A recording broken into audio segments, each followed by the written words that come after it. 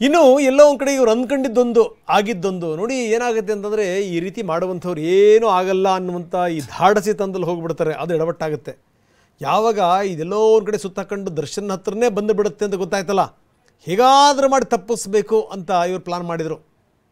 ಪೊಲೀಸರು ಎಲ್ಲೆಲ್ಲಿ ಹೋಗ್ತಾರೆ, ಎಲ್ಲೆಲ್ಲಿ ಬರ್ತಾರೆ, ಏನು ಎತ್ತ ಯಾವ್ಯಾವ ರೀತಿ ತನಿಖೆ ಮಾಡ್ತಾ ಇದ್ದಾರೆ, ಶವ ಸಿಕ್ತಾ, ಶವವನ್ನು ಎತ್ಕೊಂಡೋದಂಥವ್ರು ಯಾರು, ಎಲ್ಲೆಲ್ಲಿ ಮರಣೋತ್ತರ ಪರೀಕ್ಷೆ ಆಯಿತು, ಏನು ಎತ್ತ,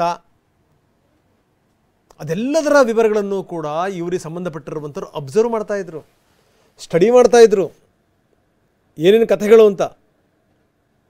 ದರ್ಶನ್ಗೆ ಕರೆ ಮಾಡಿ ಪೊಲೀಸರಿಗೆ ಗೊತ್ತಾಗಿದೆ ಅಂತೆ, ಹುಷಾರಾಗಿರಬೇಕು ಅನ್ನುವಂಥ ಮಾತನ್ನು ಕೂಡ ಹೇಳಿದರು.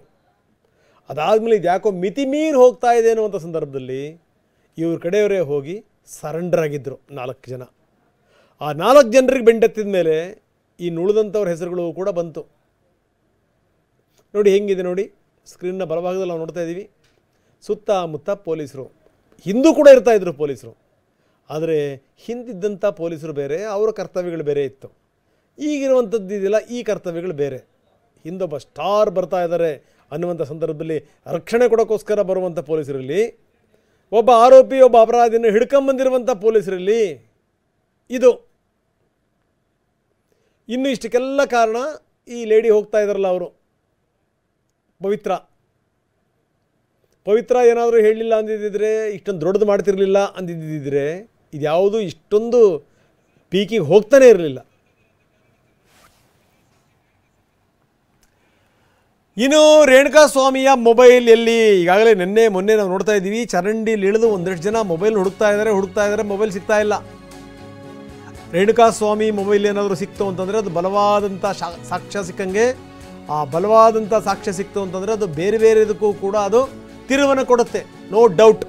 ಹೇಳ್ತೀನಿ ಅದು ಯಾವ ರೀತಿ ತಿರುವು ಕೊಡುತ್ತೆ ಅಂತ ಹೇಳ್ತೀನಿ. ಮೊನ್ನೆ ಕೂಡ ಮೋರಿಗಿಳಿದು ಅವ್ರು ಹುಡುಕ್ತಾ ಇದ್ರು. ಎಂಥ ಸ್ಥಿತಿ ನೋಡಿ, ಅದು ಹಾಕಿರೋದಿಲ್ಲೋ, ಅದು ಬಿದ್ದಿರೋದಿಲ್ಲೋ, ಅದು ಹರ್ಕೊಂಡು, ಯಾಕಂದರೆ ನೀರು ನಿರಂತರವಾಗಿ ಹರಿತಾ ಇರುತ್ತೆ, ಎಲ್ಲಿಗೆ ಹೋಗಿ ಸಿಕ್ಕಾಕೊಂಡಿದೆಯೋ ಏನೋ, ಅದು ಹುಡುಕುವಂಥ ಪ್ರಯತ್ನ ನಿರಂತರವಾಗಿ ಸಾಗ್ತಾ ಇದೆ. ನೋಡಿ ಇದು ಹುಡುಕೋ ರೀತಿ, ಎಲ್ಲಿ ಸಿಗಬೇಕು ಇಂಥ ಹೂಳಲ್ಲಿ.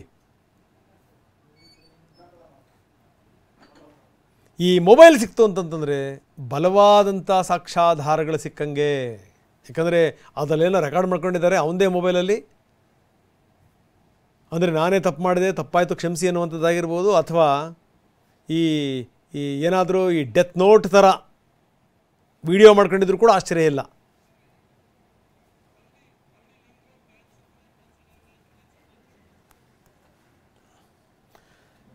ಬನ್ನಿ, ನಮ್ಮ ಕ್ರೈಮ್ ಹೆಡ್ ಕಿರಣ್ ಈಗ ನಮ್ಮೊಂದಿಗೆ ನೇರ ಸಂಪರ್ಕದಲ್ಲಿದ್ದಾರೆ. ಕಿರಣ್, ಬಹಳಷ್ಟು ಸಂಗತಿಗಳನ್ನು ನಾವು ನೋಡ್ತಾ ಇದ್ದೀವಿ. ಒಂದು ಕಡೆಗೆ ಈ ಚರಂಡಿಯಲ್ಲಿ ಅಂದರೆ ಈ ರಾಜ ಕಾಲುವೆನಲ್ಲಿ ಇಳಿದು ಮೊಬೈಲನ್ನು ಹುಡುಕ್ತಾನೆ ಇದ್ದಾರೆ. ಆ ಮೊಬೈಲ್ ಸಿಕ್ತು ಅಂತಂದರೆ ಒಂದು ಬಲವಾದಂಥ ಸಾಕ್ಷ್ಯ ಸಿಕ್ಕಂಗೆ. ಈ ಮುಖಾಂತರ ಏನು ಅಂದರೆ ಇಡೀ ಈ ಪ್ರಕರಣದ ದಿಕ್ಕು ದೆಸೆನೇ ಬದಲಾಗಬಹುದು ಅನ್ನುವಂಥದ್ದು ಒಂದು ಕಡೆಗೆ. ಇನ್ನೊಂದು ಕಡೆಗೆ ಈ ದರ್ಶನ್ ಮೊಬೈಲನ್ನು ಶೋಧಿಸಿದಂಥ ಸಂದರ್ಭದಲ್ಲಿ ಅಧಿಕಾರಿಗಳೇ ಬೆಚ್ಚಿ ಬಿದ್ದಿದ್ದಾರೆ. ಯಾಕಂದರೆ ಈ ಕಾಲ್ ಹೋಗಿದ್ದು ಬಂದಿದ್ದು ಯಾರಿಗೆ ಅಂತಂದರೆ ಹೆಚ್ಚಿನ ಪ್ರಮಾಣದಲ್ಲಿ ರೌಡಿಗಳಿಗೆ, ರೌಡಿ ಪಟಾಲಂ ಜೊತೆಗೂ ಕೂಡ ಇವ್ರದ್ದು ನಿರಂತರವಾದಂಥ ನಂಟಿತ್ತು ಅಂತ. ಇಲ್ಲಿ ಹಲವಾರು ಸಂಗತಿಗಳನ್ನು ಕೂಡ ನಾವು ತೋರಿಸಿದ್ವಿ. ಏನು ಅಂತಂದರೆ ಈ ದರ್ಶನ್ ಯಾವುದಾದ್ರು ಕಾರ್ಯಕ್ರಮಕ್ಕೆ ಹೋದಂಥ ಸಂದರ್ಭದಲ್ಲಿ ಈ ಸೇರ್ತಿದ್ದಂಥವ್ರು ಇದ್ದಾರಲ್ಲ, ಅವರು ಕೂಡ ಫೇಕ್ ಅಭಿಮಾನಿಗಳು ಅನ್ನುವಂಥದ್ದು ಅದನ್ನು ಒಪ್ಲಿಕ್ಕೆ ಸಾಧ್ಯ ಇಲ್ಲ. ಈ ಗೀಜಕಾರಣ ಅಂಥ ಸಂದರ್ಭದಲ್ಲಿ ಕರೆಸ್ತಿದ್ರಲ್ಲ, ಬಹುಶಃ ಫೇಕ್ನವ್ರನ್ನ ಕರೆಸ್ತಿದ್ರೇನೋ. ಯಾಕಂದರೆ ದರ್ಶನ್ಗೆ ದೊಡ್ಡ ಅಭಿಮಾನಿ ಬಳಗ ಇರುವಂಥದ್ದು ಕೂಡ ನಿಶ್ಚಿತವೇ, ಅದರಲ್ಲಿ ಏನು ಡೌಟೇ ಇಲ್ಲ. ಆದರೆ ಇವ್ರ ಸಂಪರ್ಕ ಇತ್ತಲ್ಲ, ಯಾರಾದರೂ ಏನಾದರೂ ಒಂದು ಪೋಸ್ಟ್ ಹಾಕಿದಾಗ ಅವ್ರನ್ನೆಲ್ಲ ಹೆದರಿಸೋದು, ಬೆದರಿಸೋದು, ಅದನ್ನೆಲ್ಲ ಮಾಡ್ತಿದ್ದಿದ್ದು ಈ ರೌಡಿ ಪಟಾಲಂ ಅನ್ನುವಂಥ ಮಾತಿದೆ. ಏನಂತೀರಿ ಕಿರಣ್? ರಂಗನಾಥ್, ಮುಖ್ಯವಾಗಿ ದರ್ಶನ್ ಮತ್ತೆ ಆತನ ಜೊತೆಯಲ್ಲಿರುವಂಥ ವಿನಯ್ ಇರ್ಬೋದು, ನಾಗರಾಜ್ ಇರ್ಬೋದು, ಇವ್ರ ಮೊಬೈಲ್ ಕಾಲ್ ಲಿಸ್ಟನ್ನೆಲ್ಲವೂ ಕೂಡ ಚೆಕ್ ಮಾಡಿದ್ರು. ಕಳೆದ 1 ವರ್ಷದಿಂದ ಯಾರ್ಯಾರ ಜೊತೆ ಇವರು ಸಂಪರ್ಕದಲ್ಲಿದ್ದಾರೆ, ಯಾರ್ಯಾರಿಗೆ ಇವರು ವಾಟ್ಸಪ್ ಕಾಲ್ ಇರ್ಬೋದು, ರೆಗ್ಯುಲರ್ ಕಾಲ್ ಮಾಡಿರ್ಬೋದು, ಯಾರ್ಯಾರ ಜೊತೆ ಅಂತ ಸಾಕಷ್ಟು ಆ ಲಿಸ್ಟಲ್ಲಿ ನೋಡೇ ಪೊಲೀಸರು ಒಂದು ಕ್ಷಣ ಬೆಚ್ಚಿಬಿದ್ದಾರೆ. ಯಾಕೆಂದರೆ ಬೆಂಗಳೂರಿನಲ್ಲಿರುವಂಥ ಸಾಕಷ್ಟು ಪ್ರಮುಖ ರೌಡಿಗಳ ಜೊತೆ ಇವರು ಕಾಂಟ್ಯಾಕ್ಟ್ ಇರ್ಬೋದು. ಆ ಒಂದು ಅಂದರೆ ಇವ್ರು ಏನಾರ ಪೋಸ್ಟ್ ಹಾಕಿದರೆ ಅಥವಾ ಇವ್ರ ಬಗ್ಗೆ ಏನಾರ ಕಾಮೆಂಟ್ ಮಾಡಿದರೆ ಅವ್ರಿಗೆ ಧಮಕಿ ಹಾಕೋಕ್ಕೆ ಅಂತಾರೆ ಲೋಕಲ್ ರೌಡಿಗಳಿಗೆ ಇವರು ಹೇಳ್ತಾ ಇದ್ರು. ಅಂದರೆ ಯಾವ ಯಾವ್ಯಾವ ಬೇಕು ಅಂದರೆ ಕೆಲವೊಂದು ವಿಚಾರಗಳಿಗೆ ರಾಜಕಾರಣಿಗಳನ್ನ ಇವರು ಬಳಸ್ಕೊತಾ ಇದ್ರು, ಕೆಲವೊಂದು ವಿಚಾರಗಳಿಗೆ ರೌಡಿಗಳನ್ನು ಕೂಡ ಬಳಸ್ಕೊತಾ ಇರೋದು ಇದು ಒಂದು ಕಡೆ. ಇನ್ನೊಂದು ಕಡೆ ರಂಗನಾಥ್, ಮುಖ್ಯವಾಗಿ ರೇಣುಕಾ ಸ್ವಾಮಿಯ ಮೊಬೈಲನ್ನು ಕಳೆದ 3 ದಿನದಿಂದ ಪೊಲೀಸರು ಮತ್ತು ಜೊತೆಗೆ ಅದಲ್ಲದೆ BBMP ನೌಕರರು ಕೂಡ ಹುಡುಕಾಟವನ್ನು ಮಾಡ್ತಾ ಇದ್ದಾರೆ. ಯಾಕೆಂದರೆ ಮೊಬೈಲಲ್ಲಿ ಏನು ಅಂತಂದರೆ ರೇಣುಕಾ ಸ್ವಾಮಿದು ಒಂದು ವಿಡಿಯೋನ ರೆಕಾರ್ಡ್ ಮಾಡ್ಕೊಂಡಿದ್ರು ಅಂತ. ಏನಕ್ಕೆ ಈ ರೆಕಾರ್ಡ್ ಏನು ವಿಡಿಯೋ ಭಾಳ ಇಂಪಾರ್ಟೆಂಟ್ ಆಗುತ್ತೆ, ಅದು ಯಾವ ರೀತಿ ಆತ ಏನಾರ ಇದಕ್ಕೆ ಈ ಕ್ಷಮೆ ಕೇಳಿಸಿದ ಸಂಬಂಧಪಟ್ಟಂಗೆ ಅವ್ನ ಮೊಬೈಲಲ್ಲೇ ರೆಕಾರ್ಡ್ ಮಾಡ್ಕೊಂಡಿರೋದು, ಅಥವಾ ಏನಾರ ನಾನೇನಾರ ಸತ್ತೋದ್ರೆ ನನಗೆ ನಾನೇ ಕಾರಣ, ಬೇರೆ ಯಾರೂ ಇಲ್ಲ ಅಂತ ಆ ರೀತಿ ಯಾಕಂದರೆ ವಿಡಿಯೋ ಮಾಡ್ಕೊಂಡ್ರೆ.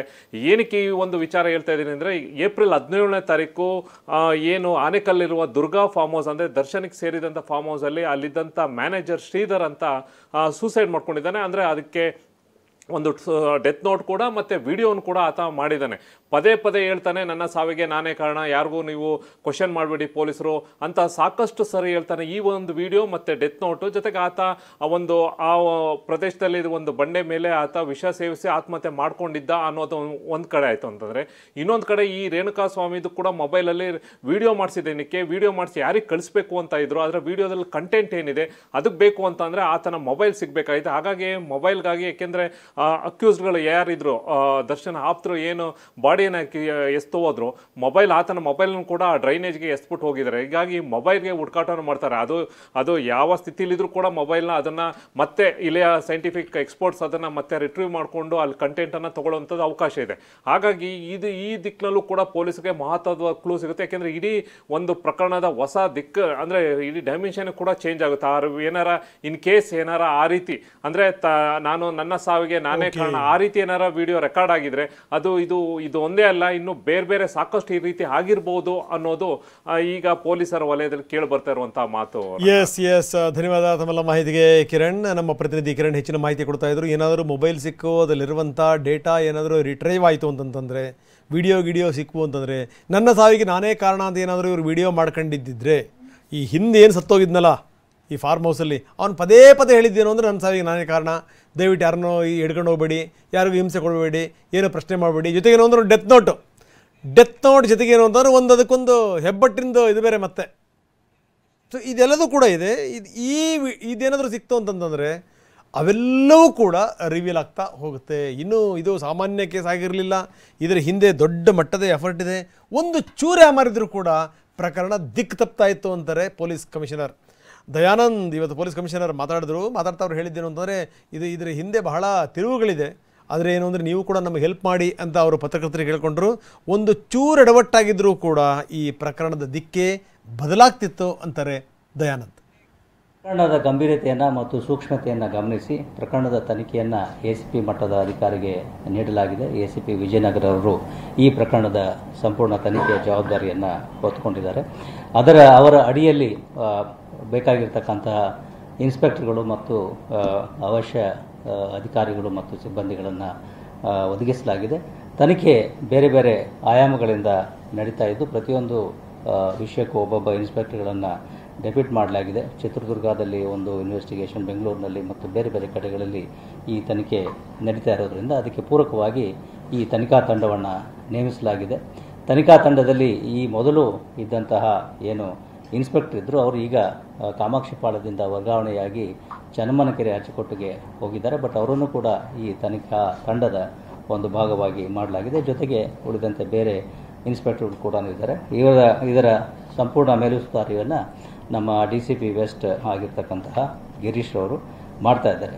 ಒಟ್ಟಾರೆಯಾಗಿ ಹೇಳೋದಾದರೆ ತನಿಖೆ ಎಲ್ಲ ರೀತಿಯಿಂದಲೂ ಕೂಡ ಒಂದು ಸಮರ್ಪಕವಾದ ರೀತಿಯಲ್ಲಿ ಮತ್ತು ವಿಧಿವಿಜ್ಞಾನದ ಒಂದು ಸಹಾಯ, ಜೊತೆಗೆ ತಾಂತ್ರಿಕ ಪರಿಣಿತರ ಸಹಾಯ, ಕಾನೂನು ಪರಿಣಿತರ ಸಹಾಯವನ್ನು ಪಡೆದುಕೊಂಡು ಎಲ್ಲ ಆಯಾಮಗಳಿಂದ ತನಿಖೆಯನ್ನು ನಾವು ಮಾಡ್ತಾ ಇದ್ದೇವೆ. ಮೊದಲನೇದಾಗಿ ಈ ಒಂದು ಪ್ರಕರಣ ಏನಿದೆ ಅದು ಬಯಲಿಗೆ ಬಂದಿರತಕ್ಕಂಥದ್ದು ಅಥವಾ ಬೆಳಕಿಗೆ ಬಂದಿರತಕ್ಕಂಥದ್ದು ಪೊಲೀಸರ ನಿಷ್ಪಕ್ಷಪಾತವಾದಂತಹ